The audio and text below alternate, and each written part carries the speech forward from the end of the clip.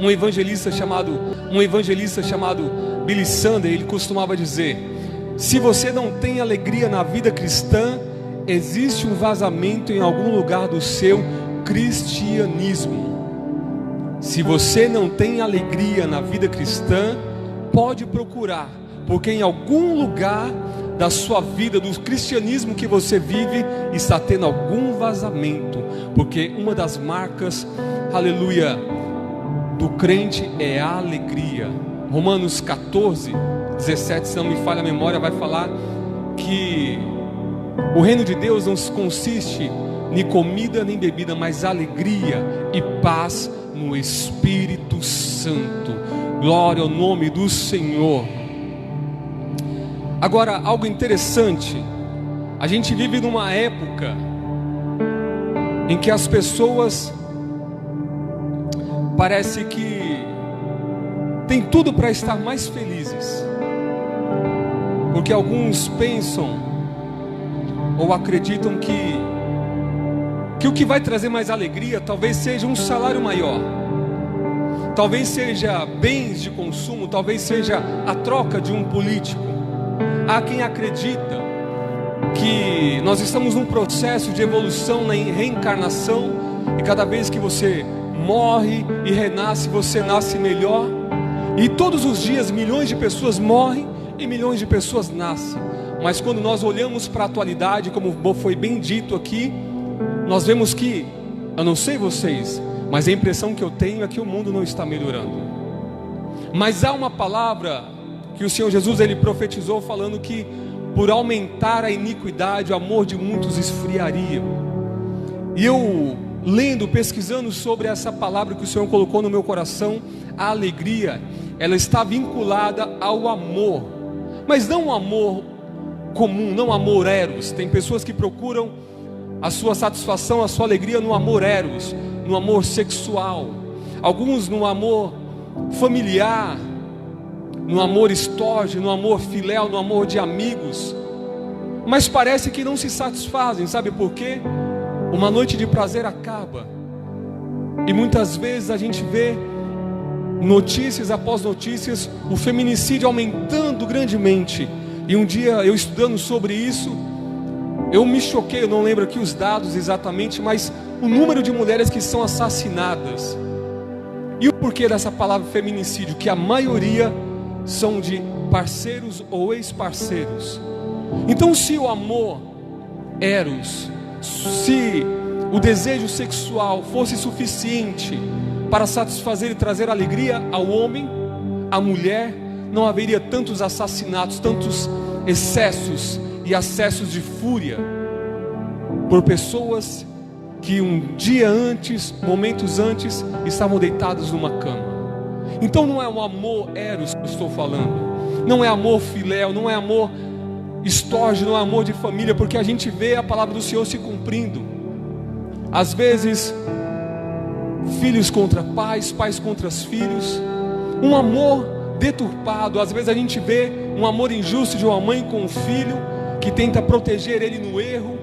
Não é desse amor que traz alegria e satisfação, é o amor ágape, o amor de Deus, o amor com a essência de Deus. Porque o homem ele pode até amar, mas o homem não pode dizer que ele é amor. Mas a Bíblia declara, e eu acredito que Deus é amor. Glória a Deus. Esse é um retrato de uma sociedade que vive cada vez mais longe de Deus, procurando amar de um jeito egoísta, de um jeito muito distante do que Deus pediu que nós amássemos. A gente vê pessoas tirando vidas, a gente vê pessoas cada vez mais egoístas. As pessoas lutam por animais, por plantas. A gente vê ONGs, a gente vê movimentos, e a gente precisa realmente proteger animais, plantas. Mas a gente vê a banalização da vida, por exemplo, do aborto. A vida já foi gerada no ventre, mas não tem valor. Mas se alguém fizer Esses dias estavam até falando, olha, se um cachorro te morder, é melhor você bater no dono. Porque se bater no dono talvez não dá nada, mas se bater no cachorro você vai preso. Não estamos defendendo agressão de tipo nenhum, mas eu estou dizendo que a inversão de valores tem ocorrido nos dias atuais. É comum você abrir uma página do Facebook, do Instagram e ver uma frase de pessoas dizendo: eu prefiro animais do que pessoas. É claro, o animal ele não te confronta, a planta ela não te confronta, um bem, um carro ele não vai te confrontar, uma roupa você coloca e veste ela do jeito que você quiser. Se você quiser abrir os botões, se quiser fechar, ela não vai dizer sim ou não, mas o ser humano te confronta. Então nós precisamos olhar o amor de Deus. O que foi que Paulo passou? O que foi que Jesus passou? Quais os ensinamentos que nos trazem? É interessante que a Bíblia vai fazer uma distinção sobre as obras da carne e o fruto do Espírito. Agora olha que interessante, a primeira característica do fruto do Espírito é amor. E logo em seguida vem alegria. Então eu volto aqui à frase do Billy Sunday: se você não tem alegria na vida cristã, pode procurar, porque existe algum vazamento no seu cristianismo. Porque aqui o fruto, o que é gerado em nós pelo Espírito Santo, primeiramente é amor e depois alegria. A gente vai ver essa relação, como que amar faz bem e amar nos torna pessoas alegres e felizes. Amor ágape é o amor que vem de Deus. 1 Coríntios 13:13 diz que agora permanece a fé, a esperança e o amor, e dentre esses três o maior é o amor. Como eu falei, existem muitos tipos de amor. As pessoas tendem a amar muitas coisas, mas às vezes aquilo que é pedido pelo Senhor a gente não faz. Amar é um mandamento. João 13:34, novo mandamento dou a vocês: amem uns aos outros como eu os amei. Vocês devem amar uns aos outros. E muitas vezes tudo aquilo que Deus nos pede, a gente fala, mas é muito difícil, é pesado.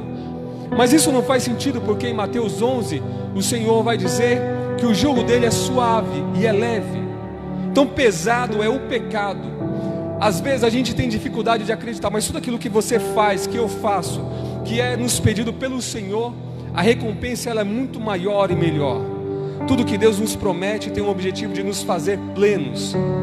Olha o que diz 1 João 5, a partir do versículo 2: desta forma sabemos que amamos os filhos de Deus, amando a Deus e obedecendo os seus mandamentos, porque nisso consiste o amor de Deus, obedecer os seus mandamentos, e os seus mandamentos não são pesados. O Senhor não pediu para você e para mim amar, para nos punir. O Senhor pediu para nós amarmos, porque o amor, ele cura a nossa alma. O amor nos faz liberar perdão.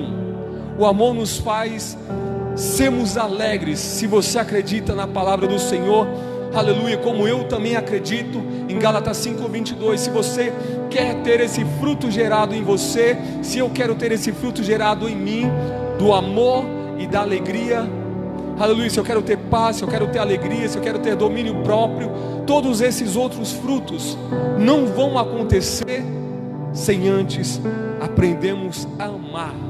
E às vezes a gente acha que vamos resolver tudo com uma oração apenas. A Bíblia vai dizer que a oração do justo pode muito em seus efeitos, mas não diz que pode tudo. Eu gosto do salmo que Davi diz assim: uma coisa pedirei ao Senhor e a buscarei. Às vezes a gente se limita só a pedir: Senhor, me ajuda a amar. E o Senhor coloca situações no meu caminho, no seu caminho, para nos treinar. Mas a gente recua, porque às vezes a gente quer terceirizar tudo para Deus, como se Ele tivesse que fazer tudo para nós, fazer nós sermos melhores, fazer nós amarmos. E às vezes eu me pego fazendo orações assim, e na hora eu vejo que eu estou pedindo algo que Deus não vai me dar. Por exemplo, quantas vezes eu dobro o joelho e falo: Senhor, me dá ânimo. Mas a palavra do Senhor, ela mostra que o Senhor, Ele nos dá um mandamento, Como ele falou para Josué: tem de ânimo, tem de bom ânimo. Então, se o Senhor está me pedindo algo para fazer, então não é a ação soberana de Deus, é o que eu preciso decidir no meu coração e buscar. E como nós estamos trazendo essa analogia aqui de Gálatas 5:22 do fruto, nenhum fruto cresce de uma hora para outra. Para que um fruto cresça, tome forma, é preciso acolher uma semente, regar e cuidar dela todos os dias, para que ela cresça. Nós que temos um convívio com plantas, eu morei em sítio, meus pais são apaixonados com plantas, eu vejo a preocupação que há para que uma planta ela floresça, ela cresça, ela gere frutos. Às vezes precisa proteger o caule ali na sua base para que formigas não subam, insetos não comam. Às vezes precisa borrifar algum tipo de substância para expelir alguns tipos de insetos. Mas o fato é que é um mandamento, e é um mandamento que não é pesado. Aleluia. Eu tenho visto muitas vezes alguns estudiosos falando sobre a alegria, e quando a gente vê o que a ciência tem descoberto, quando perdoar, como amar, como fazer o bem para o outro, faz bem, traz alegria. Eu li num livro uma vez, falando de uma pesquisa, que pegaram algumas pessoas e deram um certo valor, e para um grupo de pessoas falaram: esse grupo A, tudo que você ganhar você vai usar para você mesmo, a comprar uma roupa, o que você quiser. E para um outro grupo de pessoas foi dada a mesma quantia de dinheiro, mas foi dito: vocês vão procurar alguém para ajudar com esse valor. E depois fizeram uma pesquisa com essas pessoas para ver o nível de satisfação e alegria que eles tinham.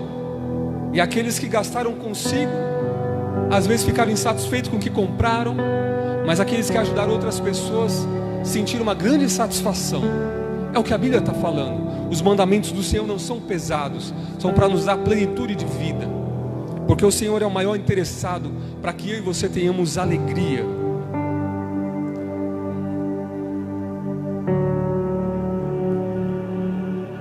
Agora, esse homem que escreveu essa carta aos Filipenses, Paulo, será que ele tem moral para falar de amor? Eu confesso, de alegria e de amor, porque ele escreve essa carta aos Filipenses, que é conhecido como a carta do amor. Ele escreve 1 Coríntios 13, que é um poema sobre amor. Eu confesso que eu estive orando a Deus e falei: Senhor, eu estou muito aquém, eu preciso melhorar muito. Mas esse cara, ele falou com muita propriedade, quando ele falou: sede meus imitadores como eu sou de Cristo. E eu falei com a Camila hoje cedo, eu estava refletindo sobre essa carta, e foi difícil não me emocionar ao olhar para a vida desse homem, que está falando de alegria, que está falando de amor. Ele que escreve Gálatas também diz que o fruto do Espírito é amor e alegria. Ele amou os judeus. Se a gente pegasse vários textos, várias passagens, dentre elas Filipenses 3, nós vamos ver que Paulo, ele foi treinado e se dedicou, antes de conhecer a Jesus, para servir os seus compatriotas judeus. Ele veio da tribo de Benjamim, um homem puro, circuncidado ao 8º dia, foi ensinado aos pés de Gamaliel, um grande sábio da época. Esse homem se dedicou, foi zeloso, diz que foi irrepreensível, e a todos da sua idade, ele se mostrou superior nos ensinos. E tudo isso para zelar pela lei dos judeus, para servir. Ele era zeloso, mas quando ele se converte, os judeus que ainda não tinham aceitado a Cristo o desprezam. Aqueles que já tinham recebido o Senhor não acreditam na sua conversão. O próprio Ananias, que o Senhor fala: vai e ora por ele, fala: Senhor, mas esse é um homem perigoso. Ele fala: Senhor, mas esse homem é um homem perigoso. E mesmo assim o Senhor fala: ele para mim é um vaso escolhido. Então ele foi rejeitado. Quando ele se converte, Filipenses 3, ele vai falar que ele reputou tudo isso como perca para ganhar a Cristo. E você acha que ele chegou numa igreja, como às vezes eu e você chegou, fomos abraçados. Não, ele foi recebido com desconfiança. E os líderes da igreja acharam por bem deixar ele afastado. Ele ficou média de 14 anos longe, esquecido, fazendo tendas lá em Antioquia, foi para a Arábia, desprezado. Até que um dia o Espírito Santo toca no coração dos discípulos e falam: separai para mim Barnabé e Paulo. Agora ele chega e o seu ministério não foi marcado de sucesso, de aplausos. Os fariseus, ou os judeus melhor dizendo, continuam perseguindo Paulo. Dentro da igreja, muitas pessoas desprezavam ele por causa do seu passado. Paulo teve que ir embora de Jerusalém, desprezado. Depois o seu ministério começa a frutificar. Ele começa a fazer viagens missionárias a muito custo, muitas vezes trabalhando noite e dia, como ele relata lá em Corinto, para não pesar aos irmãos, pregando, curando pessoas. Agora olha aqui Atos 14, 19. Sobrevieram, porém, alguns judeus de Antioquia e de Icônio, que tendo convencido a multidão, Paulo está pregando, Paulo está curando pessoas. Agora, esses judeus, os irmãos de sangue dele, vêm atrás e convenceram a multidão contra Paulo. Apedrejaram a Paulo, arrastaram para fora da cidade, cuidando que estava morto, e foi jogado fora. Irmãos, talvez você recebeu uma palavra que te desanimou. Às vezes você mandou uma mensagem, alguém não te respondeu. Às vezes um dia de culto, o pastor passou por você e não falou. Às vezes você foi chateado por algum irmão na igreja. Acredito que todos nós já passamos por isso. Mas talvez nenhum de nós fomos perseguidos pelos nossos familiares, pelos nossos compatriotas, apedrejados. E mesmo assim, ele escreve uma carta chamada Carta da Alegria. Os judeus tentaram matar Paulo. A gente vai ver em Romanos, em Coríntios, 2 Coríntios 8, Paulo, ele fica sabendo que na Judeia, o lugar onde ele não era aceito, existiam alguns irmãos passando necessidade. E ele começa a fazer coleta de dinheiro, de valores, para levar para esses irmãos e abençoar eles. E nesse retorno, ele passa num dado lugar, e um profeta chamado Ágapo pega um cinto que era de Paulo. Ele não sabia, estava em algum lugar provavelmente. Ele prende as mãos e fala: assim vai se fazer ao homem a que pertence esse cinto. E as pessoas começam a ficar angustiadas. Paulo, não vai para essa viagem, é uma viagem quase que suicida, você não vai ser bem aceito lá. E Paulo fala assim: olha, eu não sei o que há de me acontecer, a não ser o que o Espírito Santo me revela. Tribulações e prisões me aguardam. E eles começam a chorar. A Bíblia vai dizer que eles abraçam Paulo e falam: não vai, porque eles sentem que é a última vez que eles vão ver Paulo. E Paulo mesmo assim se despede. Estava num lugar bem aceito, e vai com aquelas ofertas para ajudar os crentes pobres da Judéia. Chegando lá, ele raspa a cabeça, ele vai respeitando as cerimônias judaicas. Mas mesmo assim, um grupo de judeus se ajuntam e planejam matar Paulo. Ele fica sabendo disso, manda um sobrinho seu, filho da sua irmã, avisar e procurar ajuda. Então ele vai e pede auxílio. Ele vai a julgamento, e nesse julgamento ele apela pelo imperador, e ele vai preso. E nunca mais Paulo vai ver a liberdade. Eu não vou estender, não vou finalizar a mensagem de hoje, o tempo já tem avançado. Mas até aqui, agora esse homem Ele pode me aconselhar e te aconselhar, como Ele aconselhou a igreja de Filipenses, aos filipenses: alegrai-vos no Senhor. Por que é mesmo que você está reclamando? O que é que tem te faltado? Às vezes a gente reclama porque não tem uma mistura do que você queria, uma sobremesa. Paulo, ele diz que passou muitas vezes, o pastor leu aqui 2 Coríntios 11, num dos cultos anteriores, falando dos naufrágios, das fomes, das perseguições que Paulo passou. Ele chega a escrever a carta aos Coríntios dizendo assim: ainda que vocês me amem cada vez menos, eu ainda assim amo vocês cada vez mais. Que o Espírito Santo possa nos ajudar a compreender a palavra do Senhor, porque a transformação ela começa na compreensão das verdades do Senhor. Por isso a palavra do Senhor vai dizer lá em 2 Coríntios 4:4 que o Deus deste século cegou o entendimento dos incrédulos para que não resplandeçam a luz do Evangelho. Mas em contrapartida, o Senhor Jesus, em João 8:32, ele vai dizer: conhecereis a verdade e a verdade vos libertará. Você jamais vai mudar algo na sua vida sem identificar primeiro o que você precisa mudar. Você só muda aquilo que identifica. Então, de repente, eu e você estamos passando momentos com essa falta de alegria. Então a gente vai refletir daqui até domingo. Eu vou finalizar essa mensagem, que nós possamos ver, buscar em Deus, pedir ao Senhor para nos revelar aquilo que nós precisamos mudar. Como Billy Sunday falou: onde está esse vazamento que está saindo a alegria que o Senhor prometeu, que é o fruto do Espírito, a herança nossa? Que o Senhor abençoe a minha casa, a sua casa, a nossa família, e que nós possamos buscar com diligência se alegrar no Senhor. Amém? Que Deus abençoe em nome de Jesus.